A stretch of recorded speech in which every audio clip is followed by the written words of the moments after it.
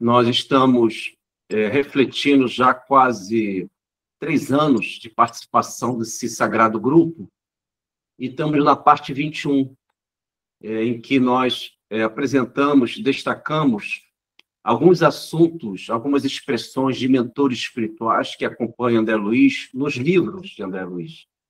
E hoje nós selecionamos o livro Nosso Lar e o livro Missionários da Luz, em que o primeiro retângulo, indicado pela seta, seria o livro Nosso Lar, capítulo 1, nas zonas inferiores. Esse capítulo, André Luiz, ele foi retirado, amparado por Clarence e 2 enfermeiros espirituais da região do umbral.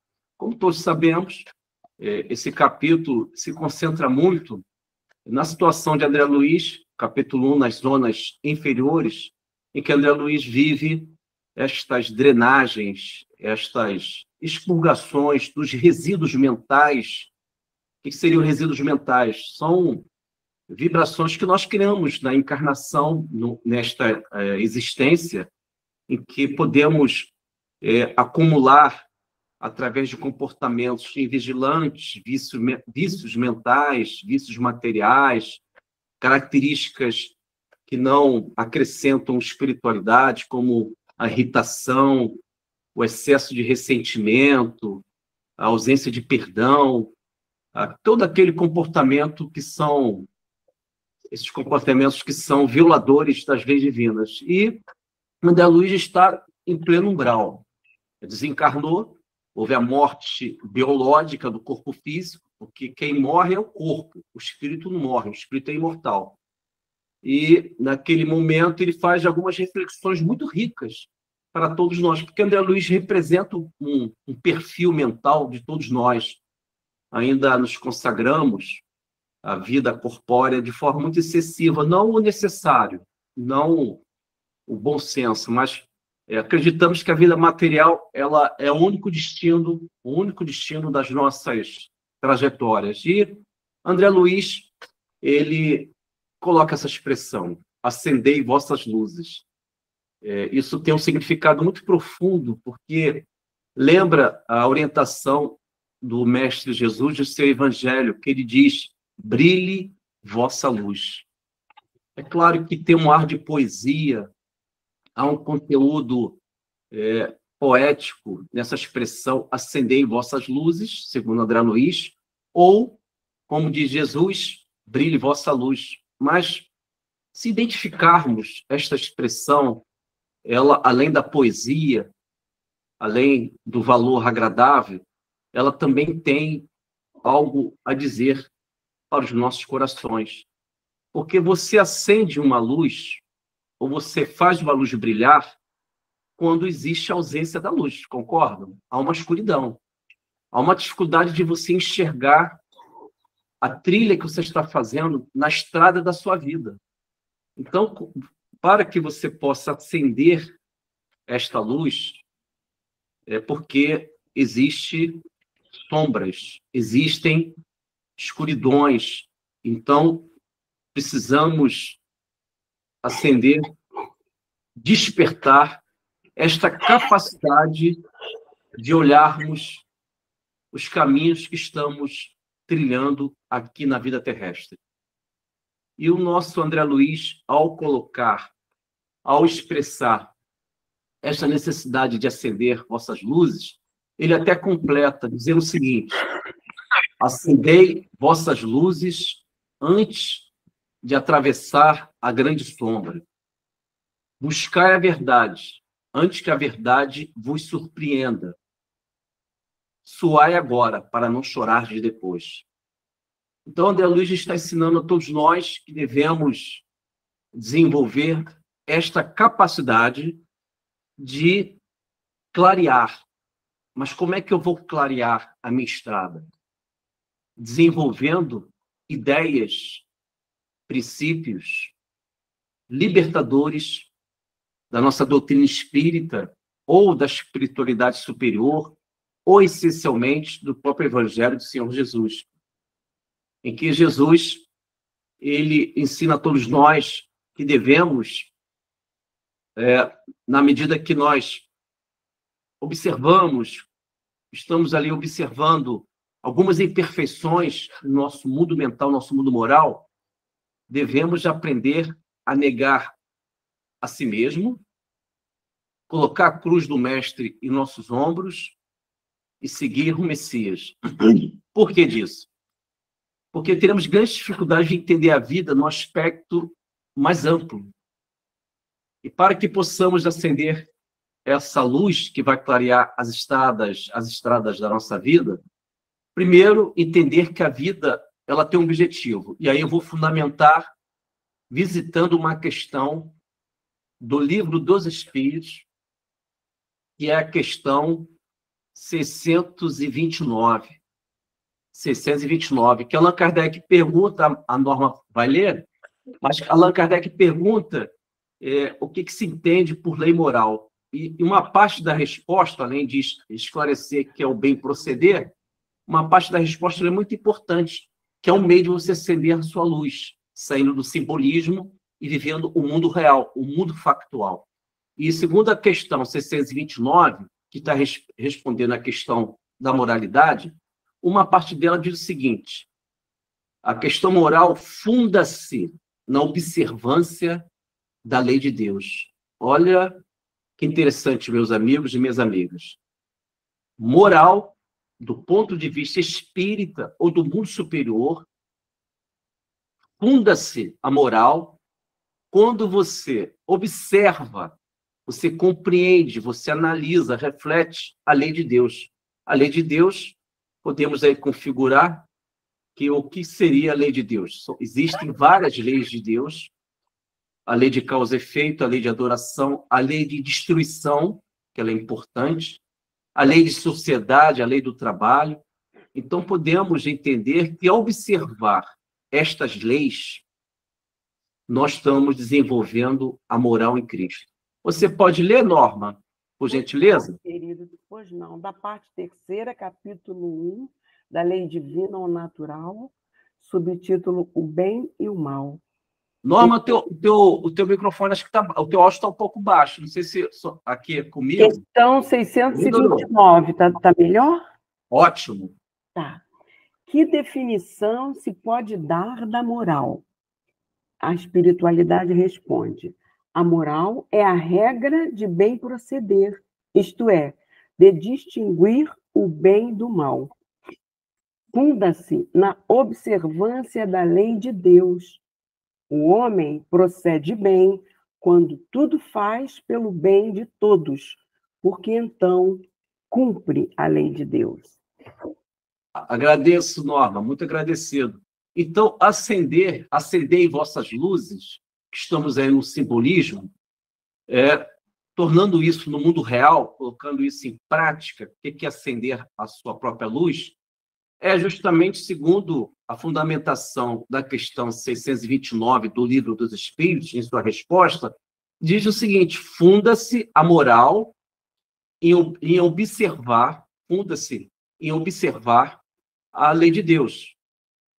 Então, quando você observa, quando você se ajusta à lei de Deus, e aí há uma complexidade, porque saímos numa questão meramente religiosa, passamos a viver uma autoinvestigação, o que é observar, o que é esta observância da lei de Deus? É você perceber no campo intuitivo, naquelas reflexões ricas, e geralmente essas reflexões, elas acontecem quando vivemos desafios, dores, sofrimentos, nós conseguimos observar a lei de Deus com mais realismo.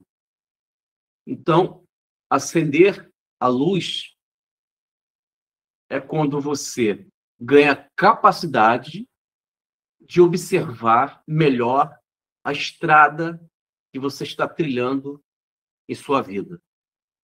Nós não podemos nós não podemos viver aquelas estagnações nas calçadas da vida. Se temos objetivo, um destino, eu não posso simplesmente sentar na calçada da vida.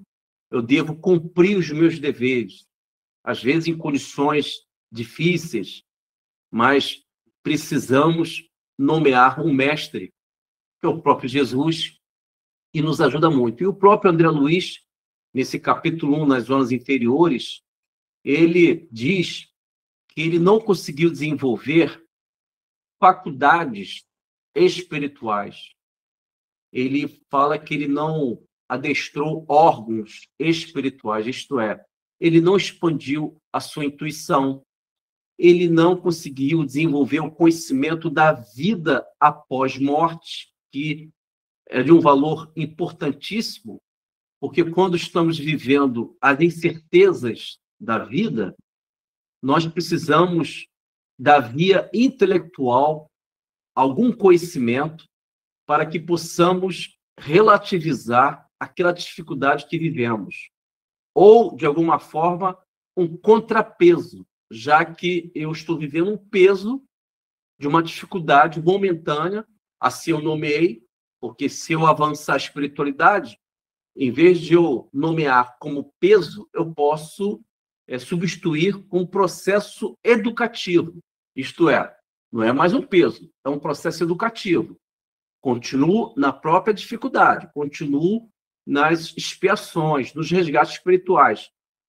Mas se eu consigo definir aquela dificuldade, aquele peso, como processos educativos, eu já entendo a vida com algo que tem um objetivo.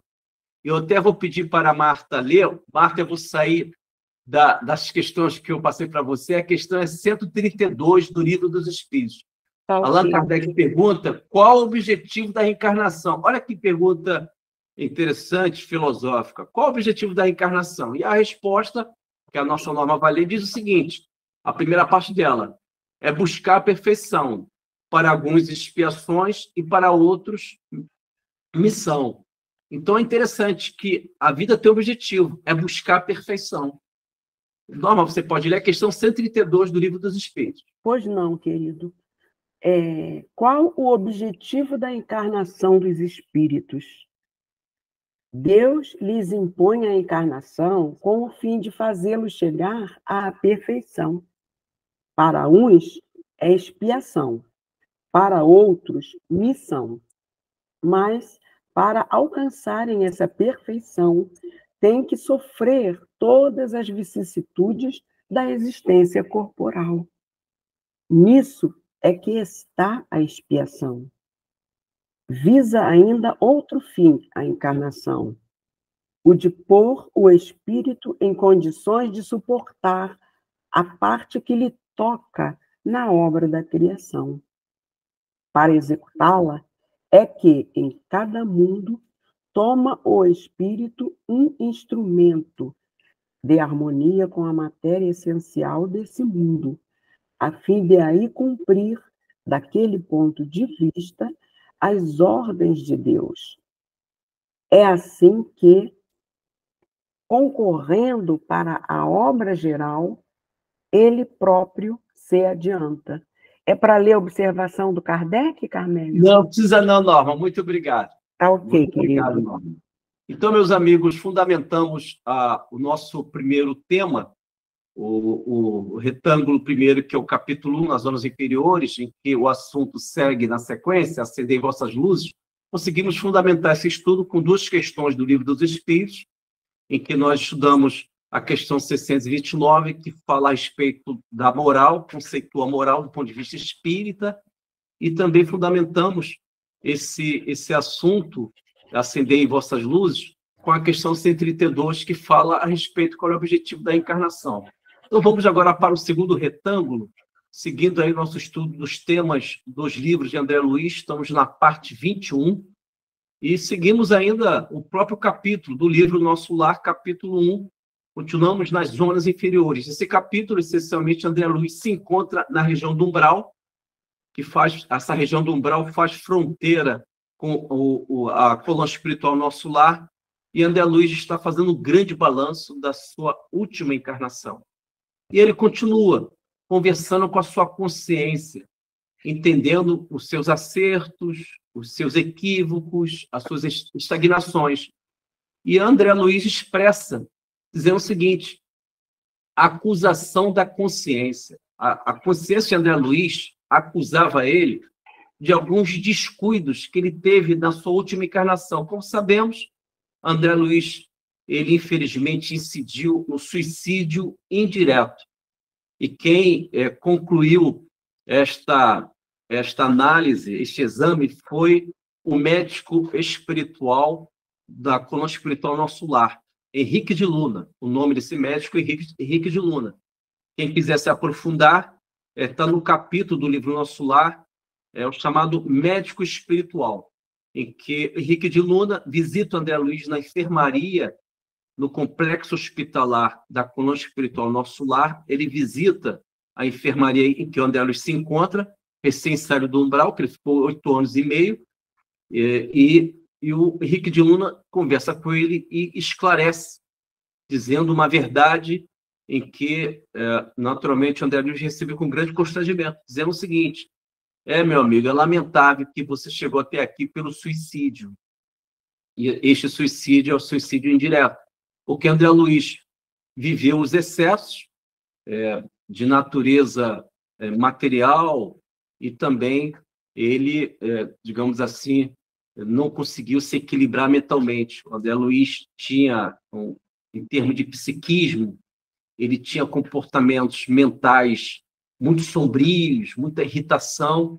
Ao longo de toda uma encarnação, ele foi dissolvendo o fluido da vida, que é o tônus vital. Sabemos, como espíritas, que nós temos o fluido universal, que ele é traduzido como tônus vital. É aquela porção da vida que nós temos o mínimo para poder viver, por exemplo, até os 80 anos de idade, ou até os 50, dependendo da programação de cada um. E, às vezes, o espírito ele cresce tanto, ele é tão útil para a espiritualidade, ele já vive literalmente, que fora da caridade e nossa salvação, que esse tônus vital ele é acrescido, há um acréscimo, que aí caímos no conceito chamado moratória, também conhecido por todos nós, em que os protetores espirituais do protegido, pelo fato de ele ser muito importante para a coletividade ou para aquele grupo familiar, eles acrescentam mais tônus vital, digamos assim, que é uma variável do fluido universal. E o André Luiz, ao falar que a consciência dele acusava, é justamente isso. Na última encarnação, André Luiz não houve um respeito, digamos assim, à vida, no sentido de comportamento, de equilíbrio, e é interessante que a nossa consciência ela pode ser uma fonte consoladora, quando cumprimos os nossos deveres, quando agimos o que é possível, quando temos atitudes equilibradas e fazemos o que é possível, ou a nossa consciência ela pode se tornar um tribunal. Mas por que ela pode se tornar um tribunal? Segundo a questão 621 do Livro dos Espíritos, Allan Kardec pergunta: aonde se encontra a lei de Deus? Resposta: na consciência. A consciência ela registra as leis divinas em todos nós. Então, a consciência ela pode se tornar um tribunal, porque eu violei a lei divina, e aí eu vou dialogar com as minhas profundezas, naturalmente me forçando a repensar aquele ato, e uma vez que eu violei as leis divinas, este tribunal, simbolicamente dizendo, que a minha consciência passa a ser um tribunal quando eu violo uma lei divina, eu me vejo obrigado a viver uma realidade íntima. Eu estou ali, digamos assim, dialogando com as minhas profundezas. Agora, se porventura eu estou ajustado à lei divina, eu estou vivendo a vontade do Pai Celestial, a minha consciência ela passa a ser uma fonte de água viva, lembrando o Mestre Jesus, onde eu poderei beber desta água viva, a minha consciência passa a ser um consolo, eu ganho a leveza do vento, lembrando também as palavras do Mestre Jesus perante a Nicodemos. Jesus falou: o vento sopra aonde Ele quer. Você até ouve os seus ruídos, mas não sabe de onde ele vem e nem para onde vai. Assim é aquele que nasce do Espírito. Então, a minha consciência pode me dar a leveza dos ventos, ou a minha consciência pode me algemar a compromissos expiatórios, kármicos. Então, eu preciso entender a vida, porque eu não posso criar prisões mentais para as outras encarnações.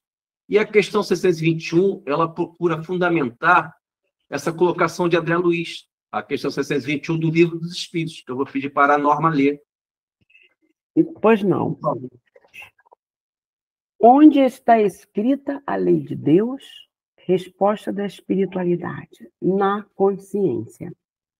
621A. Visto que o homem traz em sua consciência a lei de Deus, que necessidade havia de lhe ser ela revelada? Respondem, ele a esquecera e desprezara. Quis então Deus lhe fosse lembrada. Muito agradecido, muito obrigado, Norma. Então, meus amigos e minhas amigas, vamos entender e tentar refletir a respeito desta necessidade da prudência. E aí eu quero convidar todos nós a desenvolver agora algumas reflexões para evitarmos que, ao deixarmos o mundo corpóreo, que a nossa consciência seja aquela consciência que vai suavizar os nossos corações, em vez de tornar um tribunal. E aí eu vou convidar todos os amigos a refletir comigo uma passagem da vida de Jesus, que está em Mateus. Vocês vão lembrar que Jesus, conversando com os apóstolos, e ele diz o seguinte, acho que está em Mateus 16, eu não tenho certeza, mas acredito que esteja em Mateus 16. O Jesus fala para os apóstolos, irei enviar todos vocês como ovelhas em meio ao lobo. Portanto, sejam prudentes como as serpentes e simples como as pombas. Olha que interessante. Jesus está colocando nessa passagem do Evangelho 4 símbolos, que são 4 animais. Ele diz, irei enviar vós como ovelhas. Primeiro símbolo, ovelha. Vocês sabem que a ovelha, e o próprio Jesus, em outras passagens, ele era o pastor das ovelhas e uma delas se desligou das 99. Vocês lembram disso? E aí Jesus recorre àquela que se desligou das demais. Então, a ovelha simboliza o discípulo, o iniciado, que aceita a hierarquia do Cristo, o ensinamento do Cristo. É aquele que se curva ao sagrado, que assim Jesus se apresenta. Uma vez você, no protótipo, no arquétipo, no perfil mental do símbolo da ovelha, que você aceita o mestre como orientador da sua vida, Jesus vai lhe enviar aos lobos. É curioso isso, porque se você vai ao encontro dos lobos, o lobo representa o quê? Os arrastamentos, o seu passado, que forçam todos nós, quando aceitamos, a repetir velhos padrões de comportamentos que geram desarmonias para as nossas vidas. Então, como ovelha, eu aceito a hierarquia e tenho o ensinamento do Evangelho do Senhor Jesus em meu psiquismo, em minha mente. E aí eu vou tentar superar com a paciência, as virtudes, a capacidade que Jesus nos oferece de sermos serenos em meio às labaredas do fogo, de ficarmos em pé quando a barca da nossa vida, o barco da nossa vida, está quase no naufrágio. Então, Jesus nos dá essa capacidade de ficarmos em pé em pleno deserto da vida, na condição de ovelha, porque eu já estou agindo com o orientador, que é o Mestre Jesus. O símbolo da ovelha representa isso. Uma vez que eu tenho contato com as minhas vidas passadas, porque as minhas vidas passadas já se apresentam pelo inconsciente, é pelo pensamento, é pelo comportamento, é pela tendência. Então, eu terei que superar o lobo que sou, ainda sou o lobo, predador de uma vida evangélica, predador de um equilíbrio espiritual, animalizado, com egoísmo nefasto, e eu preciso crucificar esse lobo para que a ovelha, que eu estou em conexão com Cristo, esta ovelha aceita a hierarquia do Cristo, aceita o Mestre Jesus orientando as minhas vidas, uma vez que a ovelha ela está com esta vestimenta do Cristo, tudo são símbolos, eu consigo superar o lobo que sou. E Jesus, ele continua dizendo o seguinte: portanto, seja prudente como a serpente. Prudente como a serpente. A serpente tem a prudência. Ela calcula o ambiente, ela se arrasta e está sempre fazendo pequenos movimentos, mas sempre para frente. Então, Jesus fala prudência, moderação, evita os excessos. Então, ele nos dá um simbolismo da serpente para que possamos crucificar o lobo que ainda sou. O lobo que simboliza aqueles pensamentos sombrios, o chamado pensamento uniforme. O que é o pensamento uniforme ou pensamento único? Vou acrescentar mais uma informação da parábola, de um fato que ocorreu com Jesus, que não é parábola. Vocês devem lembrar, está em Marcos, Jesus consegue fazer uma desobsessão de um irmão que, segundo as escrituras, já estava com o demônio. Nós sabemos que não existe o demônio, ele estava obsidiado. Jesus consegue fazer uma desobsessão e dialoga com o espírito infeliz. E Jesus perguntou: qual é o seu nome? Vocês vão lembrar. Meu nome é Legião, e somos muitos. Esse comportamento de perda do nome, da individualidade, é o pensamento uniforme. Você perde o senso crítico, porque os filhos do Cristo, os filhos que vivem com o Mestre Jesus, têm um senso crítico, desenvolve o pensar, procura agir na razão, sempre desenvolvendo valores. E quando eu nego essa condição, essas condições, quando estou negando essas condições, eu passo a viver o pensamento uniforme, o pensamento legião. Estou mais vinculado às regiões das sombras, mesmo que eu não saiba, do que a vida voltada para o eterno. Então, resumindo, vamos viver a prudência da serpente e a simplicidade da pomba. A pomba é simples, segundo Jesus. Por que simples? Porque você tem que estar sempre em seus pensamentos, no seu mundo mental, a simplicidade, para que o mundo superior possa preencher em seu psiquismo os conhecimentos da vida superior. Porque se você estiver muito preenchido com as coisas do mundo, você perde a simplicidade mental, porque você está preenchido demais com as ideias do mundo. Você não dá espaço para a vida superior. Você está muito fixado como uma monoideia no mundo transitório. Então, você está muito preenchido. Devemos esvaziar a nossa mente, torná-la simples, como o simbolismo da pomba. Simples como a pomba, isto é, a sua mente ela deve estar apta a receber os pensamentos do Altíssimo. E uma vez que você tem a prudência e a simplicidade, ou seja, a serpente e a pomba, na ovelha que você supera o predador lobo que está em você. E você não alimenta mais esse lobo. Esse lobo, ele pouco a pouco, ele vai se dissolver no seu mundo mental.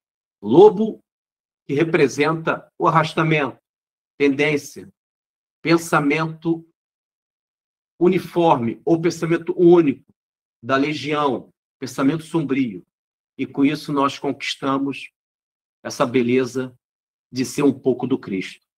Vamos agora para o terceiro retângulo, livro Missionários da Luz, capítulo 11, chamado Intercessão.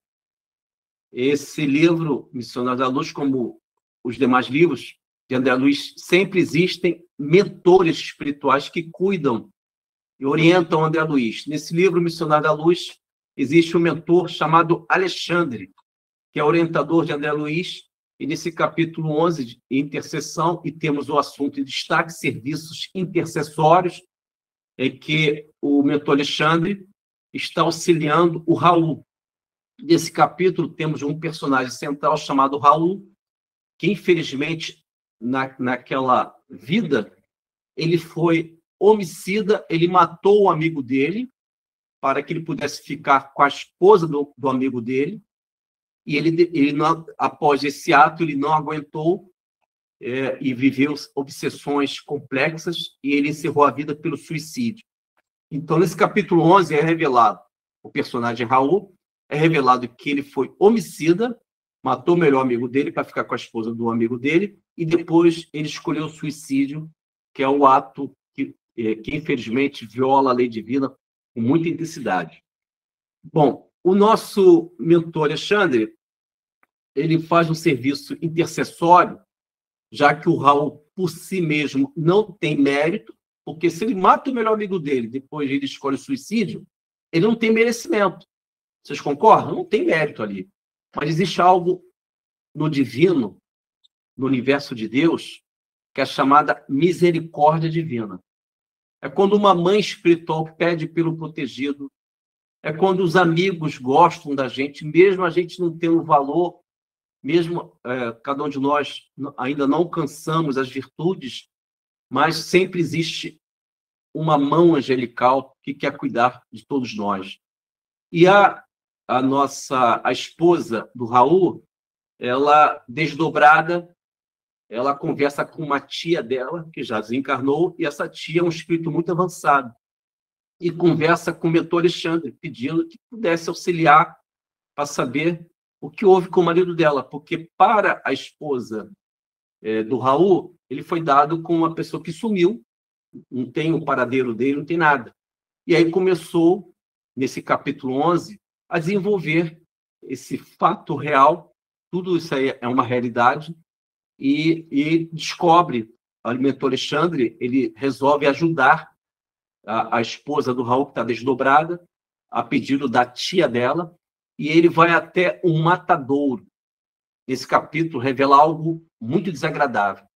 Alguns espíritos do mundo sombrio, do umbral, que são vampiros, eles ficam nos matadouros para poder inalar o tônus vital do sangue animal, em que sabemos que o matadouro tem aí o serviço de... E aí eu não estou fazendo nenhuma crítica a quem come carne e quem não come carne. Existe nenhuma crítica da minha parte, entendeu? Porque existem pessoas que comem carne e são pessoas avançadas de espiritualidade. Como tem pessoas que não comem carne e, no entanto, preservam ainda seu egoísmo. Então, a coisa é complexa. Não dá para a gente mensurar quem é mais evoluído pelo fato de não comer carne. O importante para todos nós é a conduta em Cristo.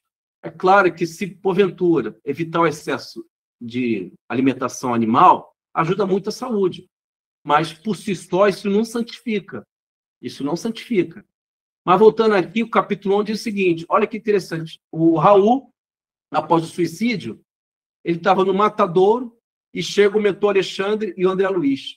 Observa ele naquelas condições, ele estava totalmente vampirizado. Primeiro, pelo suicídio, ele antecipou o retorno dele para a vida espiritual, tinha que voltar posteriormente, como idoso, por exemplo.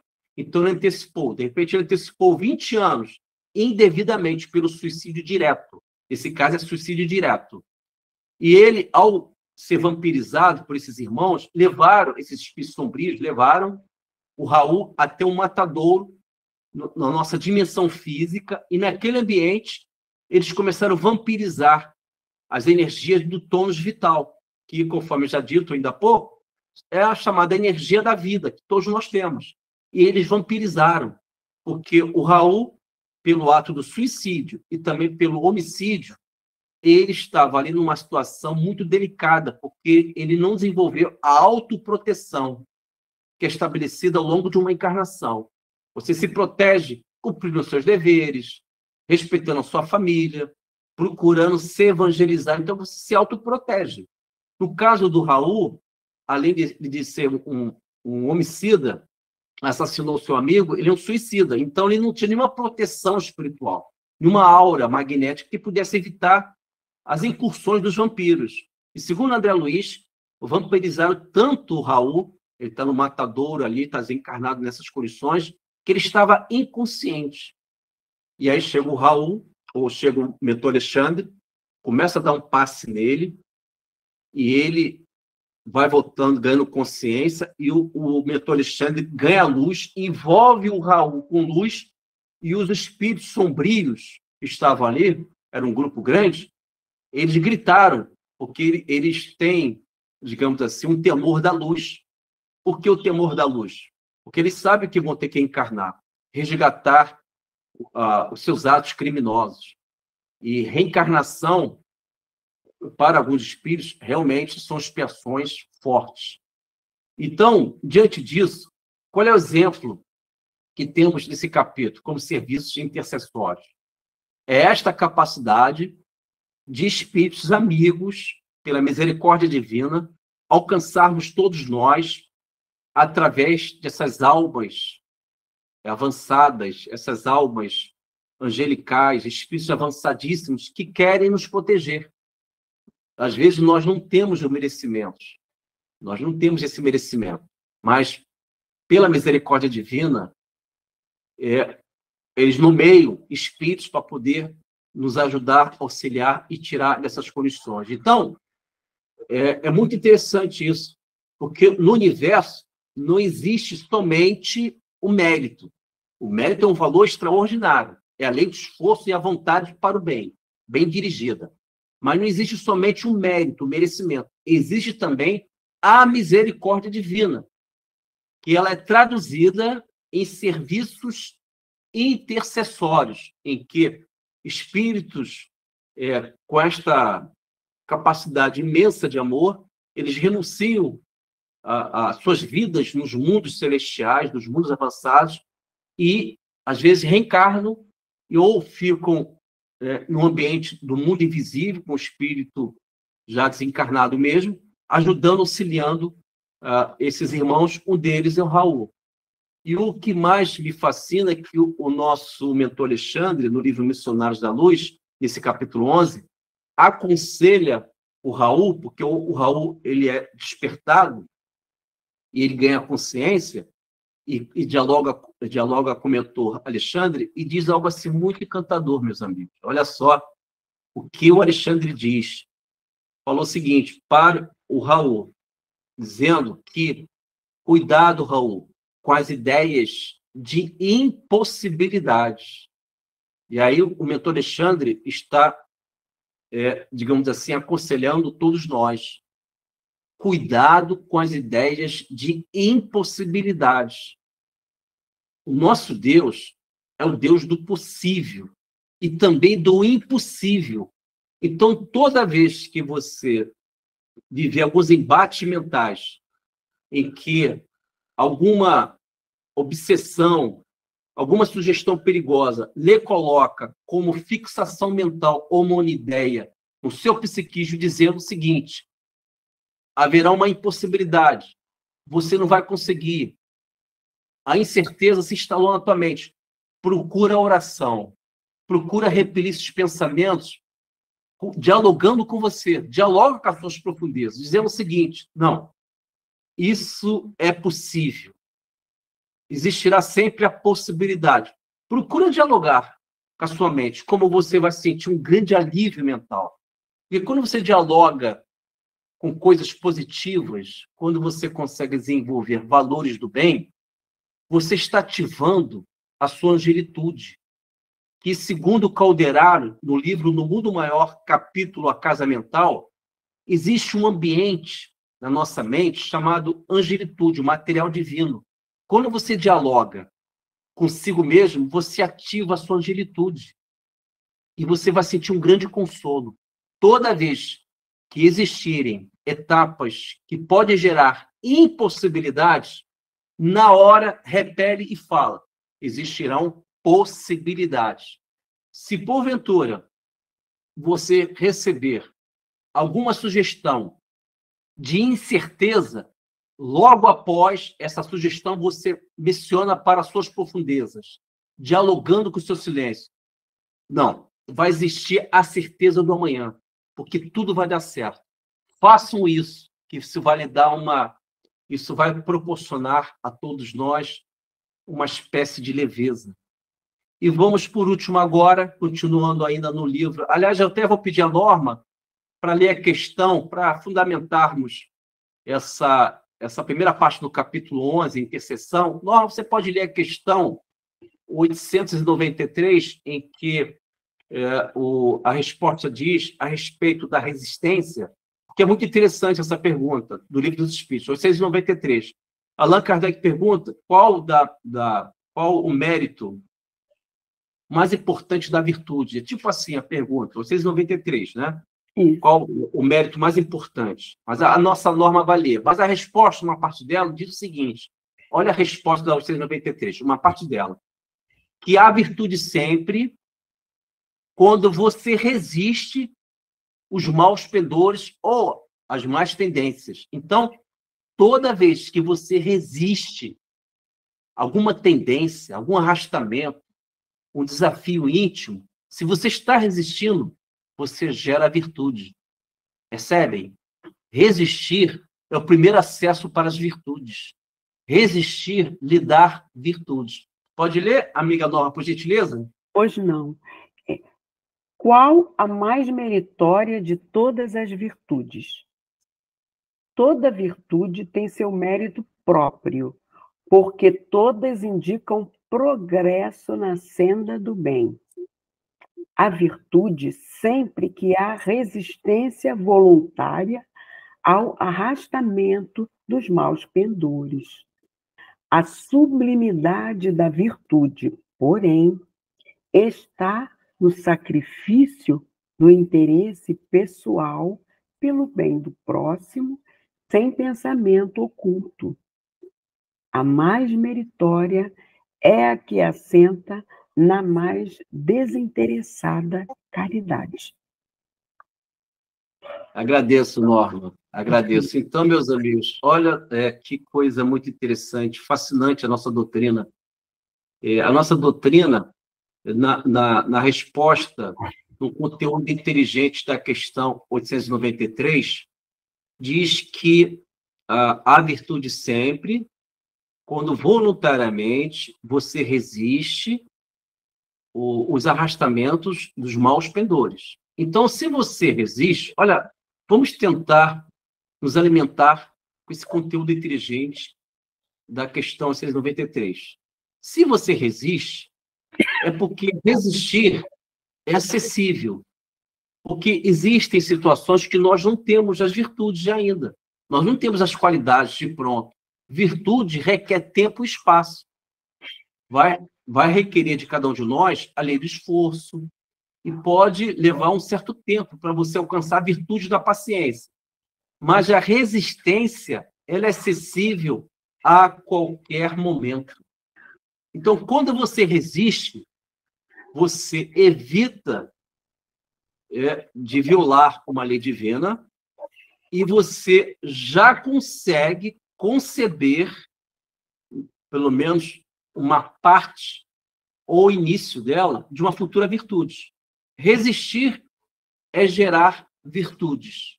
Então, toda vez que você viver um desafio, não procure a virtude, talvez, naquele momento, porque a virtude ela requer tempo e espaço. Se você já tem, por exemplo, a calma, a paciência, ótimo, você já conquistou. Mas se você não tem a calma, essa virtude não vai se apresentar do nada para você, porque você não tem como improvisar a virtude. Você não tem como improvisar a virtude, porque virtude é merecimento, é lei do esforço. Mas você pode, pela resistência, a resistência é acessível a qualquer momento. Com a resistência, você fique quieto, não faça nada. De preferência, ore, faça uma prece. E, por último, agora, continuamos ainda no livro Missionário da Luz, no capítulo 11, de nome Intercessão. Vamos agora analisar um assunto que está em destaque, seguindo a seta, libertados das paixões. Libertados das paixões, os espíritos, quem fala isso é o mentor Alexandre, para o Raul, que devemos nos libertar das paixões. Essas paixões aí têm um sentido puramente do desejo, puramente há um excessivo valor que você dá ao mundo transitório, com os seus vícios. E temos aí algo muito interessante, porque a questão 911, que a Norma vai ler, vai esclarecer com muita profundidade que as paixões elas podem ser compreendidas, assimiladas, para que você, naturalmente, possa alcançar as soluções esperadas. Então, segundo a questão 911 do Livro dos Espíritos, a fim de fundamentarmos este assunto, este tema, libertados das paixões, como se libertar das paixões? Segundo 911, diz que quando você procura repreender a sua inferioridade ou as suas imperfeições, a resposta 911, isso lhe dá um sentido, e você compreende, ao agir desta forma, você compreende a sua natureza espiritual. Isto é, você se esforça para superar uma paixão que ela é maléfica, ela não vai direcionar você para o bem, é aquela paixão que vai lhe conduzir para as cinzas, não para a luz. Se você repreende essa paixão em nome da evolução, para que você possa cumprir sua missão aqui na Terra, segundo a 911, toda vez que você repreende uma inferioridade, isso lhe dá a natureza espiritual, isso lhe dá aquela sensação que você está entendendo a sua natureza espiritual. Então, compreende sempre a sua natureza espiritual, aquele que repreende as suas paixões. Repreendeu as suas paixões, você está compreendendo que você é espírito. Você pode ler, Norma, por gentileza? Pois não.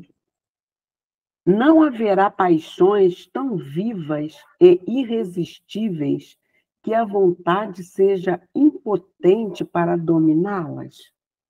A espiritualidade responde: há muitas pessoas que dizem, quero, mas a vontade só lhes está nos lábios. Querem, porém muito satisfeitas ficam que não seja como querem. Quando o homem crê que não pode vencer as suas paixões, é que seu espírito se compraz nelas, em consequência da sua inferioridade. Compreende a sua natureza espiritual aquele que as procura reprimir. Vencê-las é, para ele, uma vitória do espírito sobre a matéria. Agradeço, Norma. Você pode ler a 912, que fala da abnegação, que é um complemento também, porque, segundo Allan Kardec, ele faz uma pergunta dessa natureza: como superar a sua natureza corpórea? E a resposta diz o seguinte: praticando a abnegação, isto é, renúncia. Abnegar é uma espécie de renúncia. Tu pode também ler o Norma 912? Isso. Obrigado. Qual o meio mais eficiente de combater-se o predomínio da natureza corpórea?